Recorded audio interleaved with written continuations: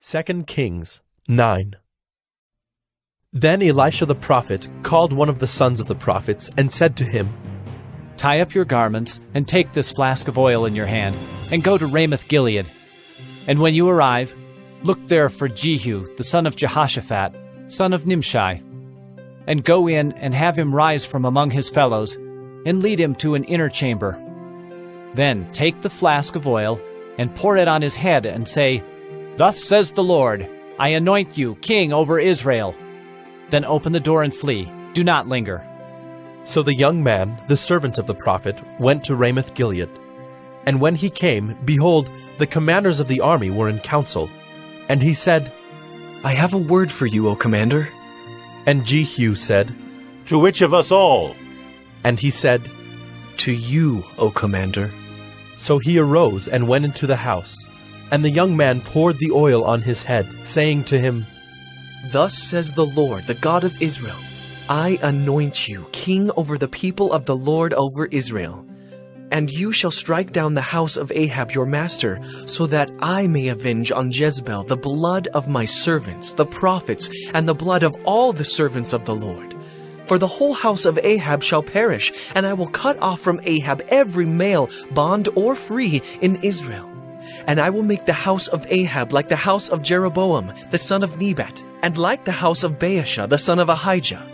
And the dogs shall eat Jezebel in the territory of Jezreel, and none shall bury her. Then he opened the door and fled.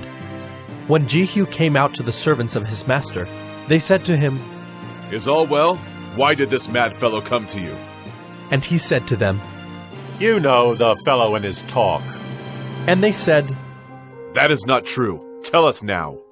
And he said, Thus and so he spoke to me, saying, Thus says the Lord, I anoint you king over Israel.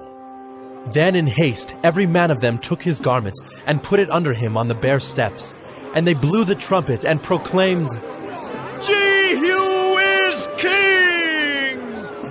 Thus Jehu the son of Jehoshaphat, the son of Nimshi, conspired against Joram.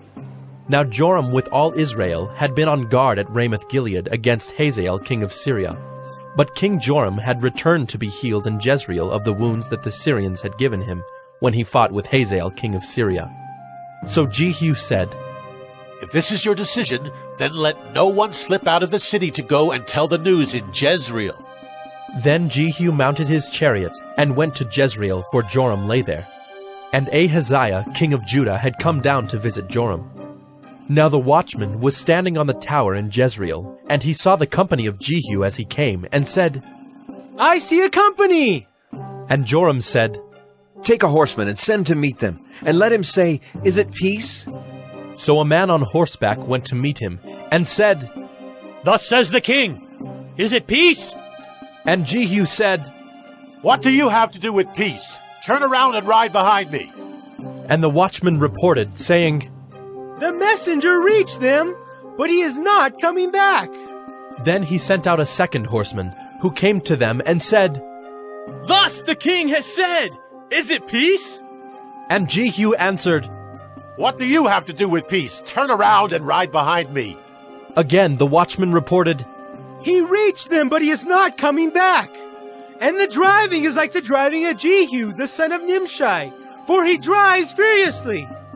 Joram said, Make ready. And they made ready his chariot. Then Joram king of Israel and Ahaziah king of Judah set out, each in his chariot, and went to meet Jehu, and met him at the property of Naboth the Jezreelite. And when Joram saw Jehu, he said, Is it peace, Jehu? He answered, What peace can there be, so long as the whorings and the sorceries of your mother Jezebel are so many? Then Joram reined about and fled, saying to Ahaziah, Treachery, O Ahaziah! And Jehu drew his bow with his full strength, and shot Joram between the shoulders, so that the arrow pierced his heart, and he sank in his chariot. Jehu said to Bidkar his aide, Take him up and throw him on the plot of ground belonging to Naboth the Jezreelite. For remember when you and I rode side by side behind Ahab his father, how the Lord made this pronouncement against him. As surely as I saw yesterday the blood of Naboth and the blood of his sons, declares the Lord, I will repay you on this plot of ground. Now therefore take him up and throw him on the plot of ground in accordance with the word of the Lord.